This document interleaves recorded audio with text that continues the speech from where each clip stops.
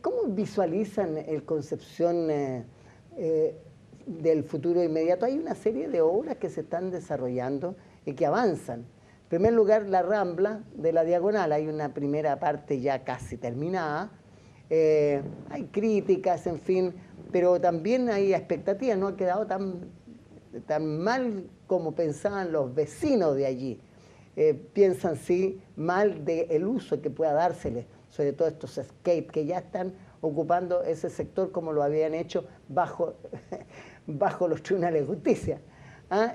Felizmente va a terminar luego una cancha grande que se está terminando allí frente al Unimark ahí en el Víctor Lamas, ¿no es cierto? En el Parque Ecuador, en ese sector.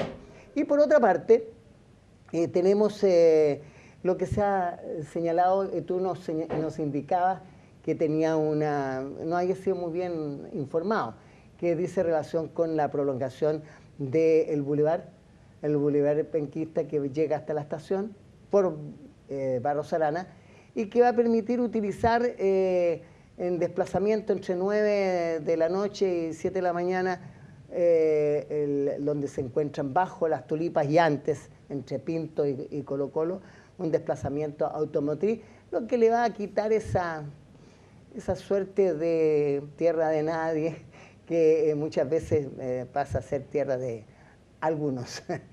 ¿Qué les parece el tema? Podemos partir contigo, que hayamos conversado estos temas, Claudio, sí, también con Sergio, que tú tuviste participación en esos temas.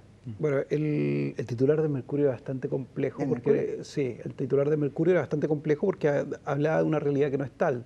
Es decir, después de conversar y empezar a entender el proyecto, uno se da cuenta que no es básicamente sacar es más bien un proyecto de pavimentación y no corresponde a la idea de sacar el concepto de uso peatonal del bulevar.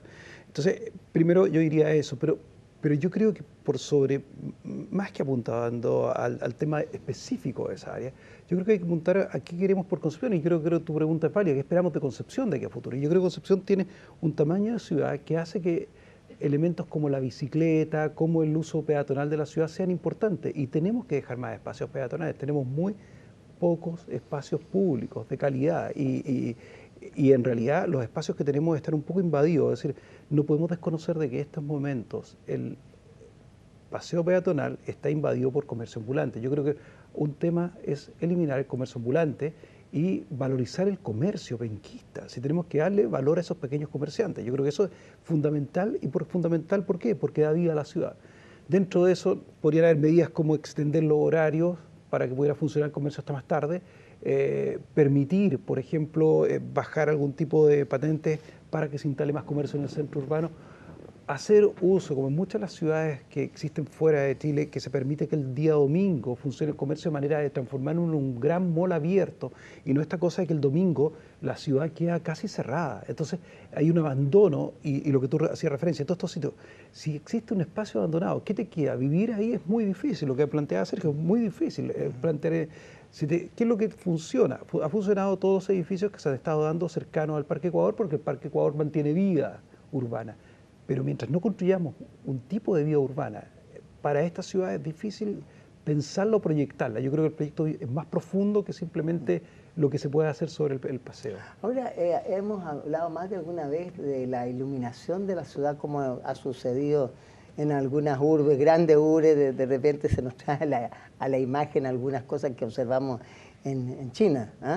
Estos edificios llenos de luces LED que le dan un alumbramiento a áreas acotadas, por supuesto, pero que hacen la posibilidad de lo que tú señalas, Claudio, de poder disfrutar en horas oscuras, ¿no es cierto?, del espacio, y si a eso le agregas cierta vida, mucho mejor. Ahora hay temas ahí legales de todo tipo, ¿no es cierto?, que habría que salvar para permitir que hubiera actividad, por ejemplo, los sábados en la tarde y los domingos, transformando esas horas laborales para mucha gente en horas de descanso durante la semana, con compensaciones adecuadas, en fin. No, me imagino que alguna situación podrá haber, Pero estos planes que ya se están vislumbrando como a realizar, tienen una cierta data de tiempo en elaboración, ¿no es cierto?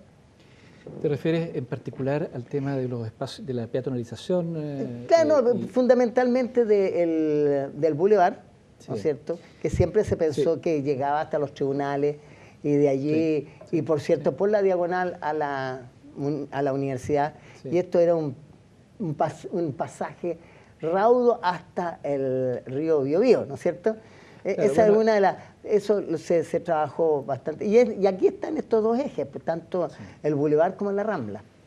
Claro, bueno, hay que recordar que este era el proyecto Bicentenario. El proyecto Bicentenario precisamente tenía como objetivo unir el campus de la Universidad de Concepción hasta el río Biobío con una secuencia de espacios públicos, peatonales, muchos de ellos ejecutados, otros no. Probablemente nuestra obra Bicentenario van a estar todavía a lo menos 10 años para que esté Se materialice. materializada 100%. Y dentro de eso efectivamente estaba el paseo peatonal y el bulevar. Y es interesante, a lo mejor a propósito de la discusión que hoy día hay sobre abrir o no en horarios nocturnos, después de las 9 de la noche, un espacio público como el paseo peatonal a la circulación eventual de vehículos. Ah. Es interesante hacer la discusión porque esa misma discusión se produjo cuando se quiso peatonalizar Barros Arana entre la Plaza Independencia y la Plaza España. ¿Ya? Y ahí hubo una gran discusión porque los comerciantes no querían que se peatonalizara 100% porque iban a perder accesibilidad y por otro lado no había un flujo de peatones que lo justificara. Y se usó esta modalidad mixta de no hablar de paseo peatonal, sino que hablar de bulevar. ¿Ya? Con la ventaja de que los patrones de seguridad en los horarios nocturnos son mucho más elevados que en el paseo peatonal por el hecho de que circula el vehículo. Claro. Y eso actúa como un agente de control social que está demostrado, y aquí no se descubrió la pólvora. Todos los paseos peatonales, la mayoría en Europa, tienen circulación vehicular en la noche, después de las 9 de la noche. ¿Ya? Cuando no pasan los vehículos, pasa el tranvía o pasa otro modelo de circulación, otro transporte público, que genera control sobre los espacios públicos. Y eso es muy bueno, porque lo que ocurre hoy día es que a las 9 de la noche no circula nadie por el paseo peatonal.